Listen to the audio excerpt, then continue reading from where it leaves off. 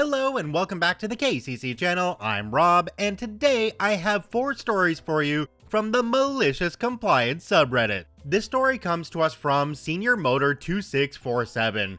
Don't let your kid have consequences? Okay, let's jump right in. So I'm a 23 female nanny. For the family I work for, there are 7 kids. Yes, 7. All ranging from 14 years old to 10 months old. I have been working for them for 8 months and never really had an issue. They are a good family for the most part. A key part here is the kids are all homeschooled, so they do not get out a lot. Unfortunately, that leads to mom and dad spoiling them quite a lot. And since I've started, had a bit of a discipline issue.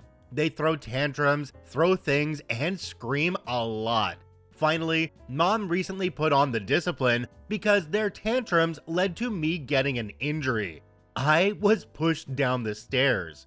So she implemented a timeout routine, and it was going well for almost everyone. Here is where the story truly begins. The second to youngest is 2.5, almost 3. His tantrums are some of the worst, and instead of really disciplining him, she coddles. If he screams and yells, she just picks him up and gives him whatever he wants. He will also throw things and hit whoever is telling him no. And mom doesn't do anything.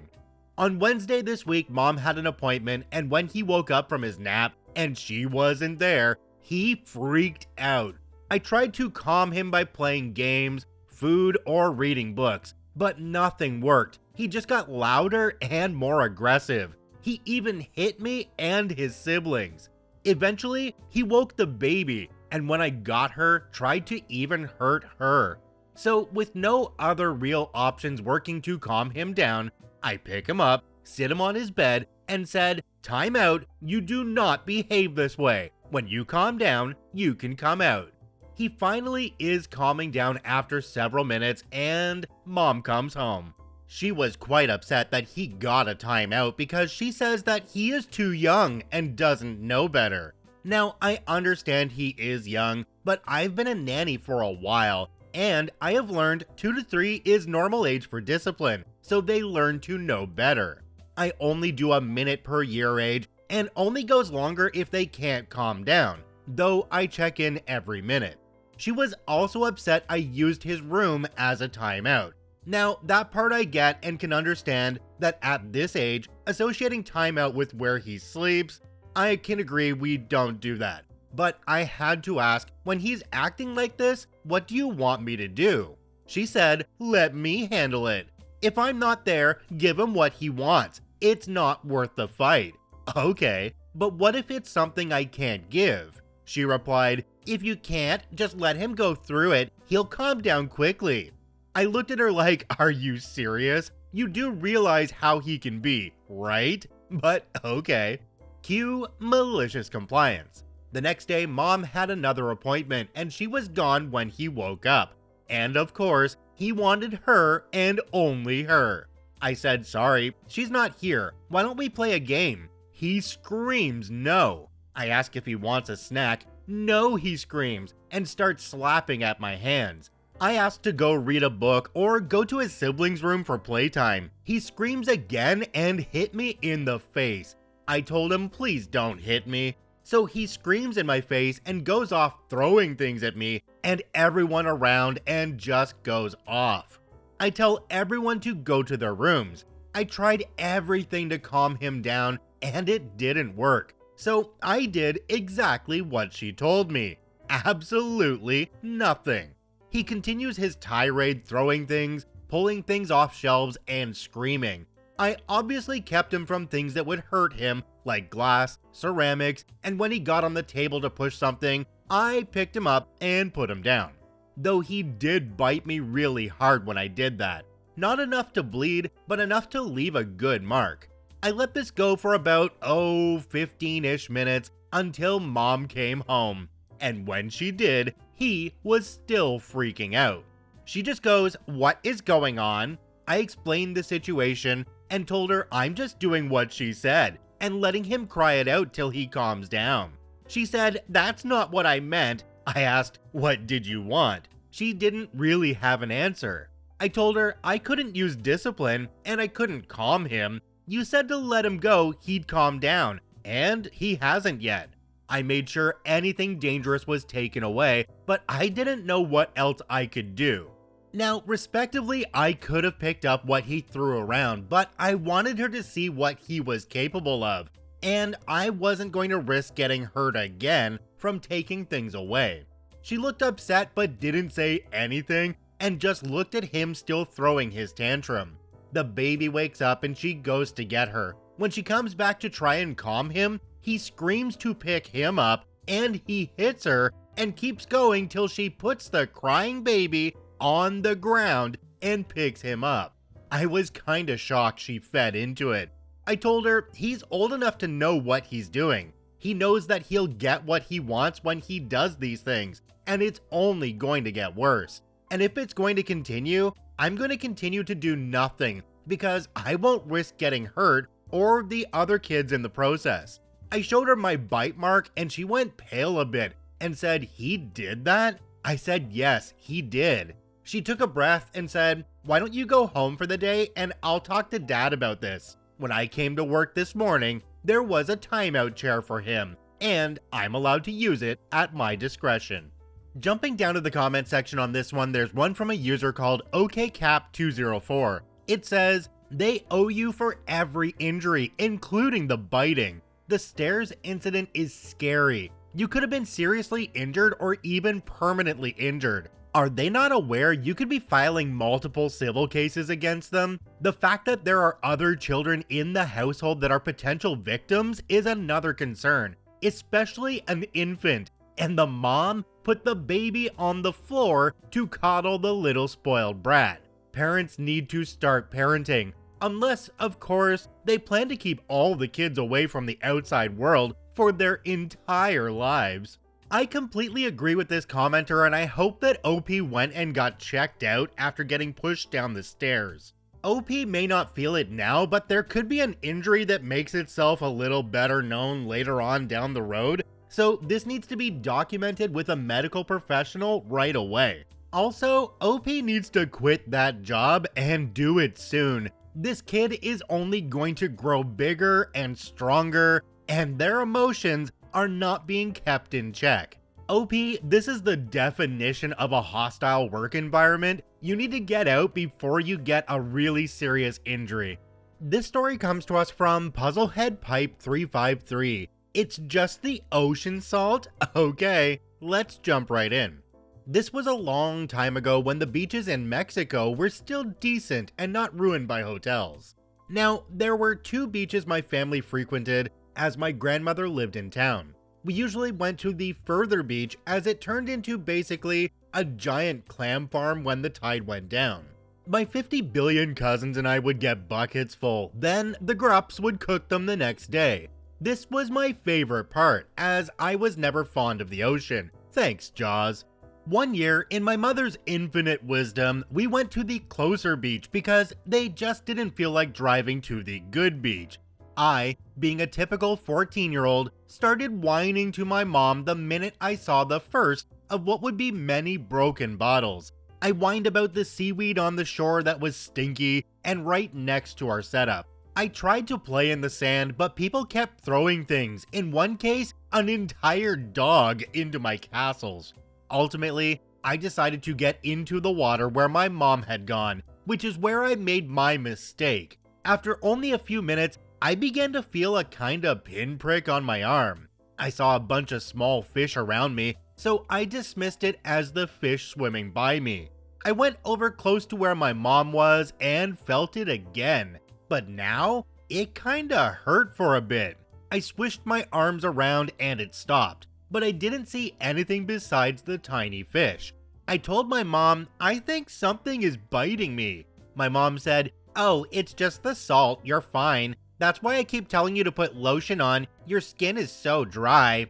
"I've never been hurt by salt before, Mom." "Then just ignore it, there's nothing biting you. I know you don't like this beach, but don't ruin it. We're just trying to enjoy the day, and no one else is complaining about bites." I go into petty mode and just stare at her as I remained perfectly still. It didn't take long until I felt those bites again, but now I was going to ignore it. So I just stood there for several minutes, just staring at her until the pain turned into burning, and the burning turned into agony. Did I panic? Nope. I ever so slowly got closer to my mom until she got startled at how close I was. Then, like frozen molasses in January, I lifted my arm and said, "Hey, I caught some salt." There, on my arm, was a small bunch of what looked like brown and white striped string, and it was burning the shape of its body onto my swelling arm, right in front of our eyes. A bunch of baby sea nettles, jellyfish, were stinging me and were pretty much invisible until they were out of the water. My mom swatted my arm and shouted for everyone to get out of the water. It wasn't a stampede of cousins or anything, but everyone looked at me to see what happened. We spent the next hour wasting our popsicles on my arm as the burning went on for quite some time. Of course, me being me, I had to ask my mom if there was salt in the popsicles.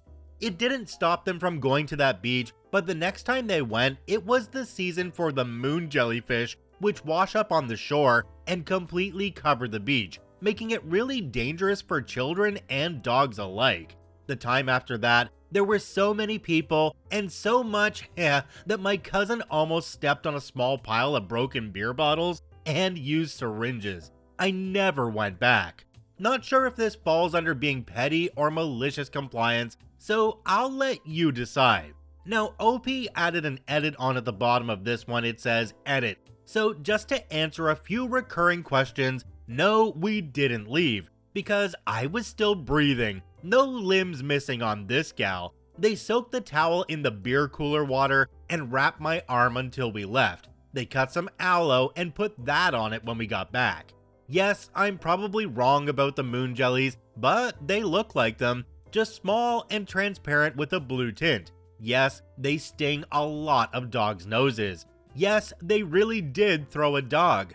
Think drunken hot potato, but with a small angry chihuahua, and the loser gets the business end of him. No, he wasn't hurt. Yes, they regretted it later after losing some leg skin. Yes, my mom was mortified, and I got a chancla to the head later for the popsicle dig. I wouldn't have done it if I hadn't known how she would react. My mom and I always fought. She would say I was lying when there was no reason and no advantage to lie. We also had some savage snark battles as I got older. Now, my dad was downright abusive, so when he was out of town, we would be at war, but she never hurt me. She died of a brain tumor in 2011, and darn it, of my last conversation with her wasn't a flippin' argument. That salty, wonderful bee. Wait a second here, are we in masochist compliance? Who in their right mind stays in water and allows themselves to be stung by jellyfish? I mean, ugh. Have you seen some of the pictures online of what people look like after coming into contact with jellyfish? And then the parents continue to take them back to that same beach over and over and over again. I don't get it. And lastly, we move on to the person that threw a dog. Somebody should pick them up and throw them in the ocean. This story comes to us from P4TTL 1992. Cut the polystyrene into small squares as a top priority? Let's jump right in. I worked at a small AV company. We dealt with thousands of NEC displays every year, and management had absolutely no idea how to deal with the waste from each job, mainly polystyrene. We used to throw it in the skip. Job done, gets taken away. The company hired a new general manager, Martin, his name was, who worked with me for 2 months. At this job, I ran many roles as it was a small company. I was busy all day, every day with warehouse management, PC configuration, IT support, and also working in accounts with purchasing and ordering stock, etc. My pay didn't even cover warehouse management, let alone any of the other jobs. Martin decided to email me with a request on how I should manage the job that I had been working at for 5+ years and knew like the back of my hand. Martin's top priority on the email was cutting the polystyrene into small squares to save space in the bins. Yep. I emailed Martin back to explain that if I'm standing there cutting polystyrene cubes into small squares, then most of my work time would be spent doing that and leaving no time for anything else. He replied by saying that it should still be the top priority on my things to do. So yeah, I took that literally. Nothing got done. No stock orders, no kit preparation, no deliveries, no PC builds. I couldn't fetch anything down from the racks on the forklift. I was the only one trained to do so. Absolutely nothing was done, apart from cutting polystyrene into small cubes. Martin even brought in his own saw from home to help me save time cutting the polystyrene up. 2 days went by, I had cut over 100 plus blocks of polystyrene into small squares to save room in the bin. Everything in the company was falling to crap, and Martin came down in a panic. Nothing had been done, like I said, as I didn't have the time if I cut the polystyrene into small squares. So I ended up having an argument with Martin in the warehouse, asking about why the absolute F am I cutting polystyrene into small squares. Martin said it was to save money on buying skips. Then I pointed out that they'd have paid me more than an extra collection over 2 days of cutting the polystyrene up. He walked off. A day later, I received an email from my other manager who was higher up than Martin, which basically said, I have a disciplinary meeting at lunchtime that day. My reply was obviously no. I needed time to prepare what I was going to say and made them push it back a week. I collected statements on my work from all my colleagues that were willing. Some even confronted Martin and called him an effing idiot, which quite rightly he was. I collected my year's work, every job, every PC configuration, every order, every delivery, every kit prep, etc. Everything was piled into 6 folders of crap to throw at them. So I had my disciplinary meeting and threw everything at them, and they were absolutely speechless with all the crap I was doing, and that I had been told to prioritize cutting effing polystyrene into small cubes to save on bin space. When asked if I had any questions, I asked one that shut them up instantly. What risk assessment was carried out before asking an employee to cut up bonded polystyrene, and what PPE was provided? I have a recording of the meeting, and every single manager sat there in silence. My question went unanswered, and one said, "We'll answer that in our report," which I never received. Anyway, Martin was made redundant soon after. He was asked to drop his work equipment to me at the office. He sent it with a courier instead. Jumping down to the comment section on this one, there's one from a user called Murphy Caper. It says, I hope you asked for and received a raise. OP responded to this comment and said, that's another story. The company was terrible at pay rises, hence why I was working multiple jobs whilst only earning £21,000 in the London area. My manager came to me for a chat and said the company was struggling. It wasn't. And that they would be giving me a 0.5% token gesture. And she said it wasn't a pay rise, it was a token gesture that would be removed at the end of the year. Yeah, I quit a few months after. I laughed at her offer and she said, "Are you not happy with that?" Obviously said to her, "Would you be?" And she walked off. Don't you all love new managers who come onto a job site thinking that they know everything when they haven't spent any time doing the actual job that they're supposed to be managing? It sounds like this is what happened with OP and the new boss. There was obviously no cost analysis or time analysis done before this order was given out. This story comes to us from Not the Golden Child 616. Do your job. Okay, Karen. Let's jump right in. I originally posted this in FU Karen, but someone seemed to imply it'd be a good fit for you guys. So enjoy this lovely exchange from Monday. So I work in online fulfillment at a large home, garden, and building supply store. Mysterious. My job title comes into play later. as technically we aren't supposed to work with customers directly, just point them in the right direction or find another associate who works in that department. I had a massive order to grab, several heavy and large pieces of sheet metal and screws. Problem is, the sheet metal size I need isn't where it's meant to be, so I'm having to scan pretty much everything to figure out what's what. Bigger problem? This lingering in the wild sadly put me in range of a wild Karen attack. Are you gonna help me or not? Suddenly, I'm very confused looking at her, especially as she hasn't spoken to me at all. Well, I've been standing over there forever, and you haven't offered to help me. My bad, I can try. I don't work in this department, so it depends if... Try? No, you will. It doesn't matter if you work in this department or not. I took some calming breaths so I don't lash back, wondering what this woman's problem is.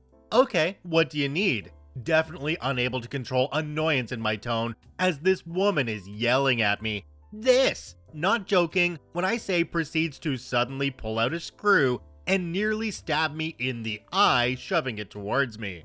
I pushed her hand away, feeling much less calm as I have a PTSD reaction to people putting hands in my face, much less an effing screw. Now visibly shaking.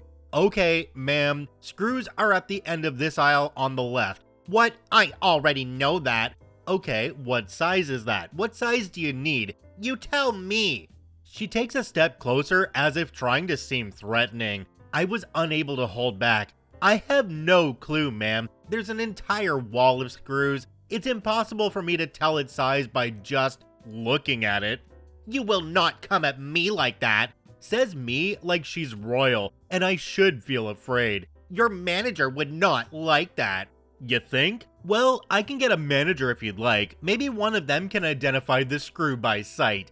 Don't make me mad today. Just do your job. Cue what could count as malicious compliance. I realized I had already told her exactly where this product she needed would be located. Yes, ma'am. I walked away from her to my trolley and proceeded to continue looking for the items on my order. What are you doing? My job. What was funny was an aisle over, one of our assistant managers actually was nearby, with Karen ranting and stomping like a toddler. I walked over when I noticed him and told him I had two issues. 1, can't find the item. 2, got Karen he may want to talk to. He laughed and showed me where the correct size sheet metal improperly was, and totally ignored her, same as I was, until she huffed loudly and stormed away. I don't think she liked that my manager did like how I handled the situation. Jumping down to the comment section on this one, there's somebody that goes right after my own heart. Their name is PoGirl1135. It says, "What a nut. No wonder you bolted on her. She screwed herself out of a chance to get help." Okay, OP did miss a golden opportunity though to turn around and look at Karen and say, "I'm sorry, ma'am. I don't work in this department. May I suggest a manager who can tell you what size of screw you have loose?" Check out all 4 OPs linked in the description down below. I thank you for watching. I hope you have a wonderful day, and we'll see you tomorrow.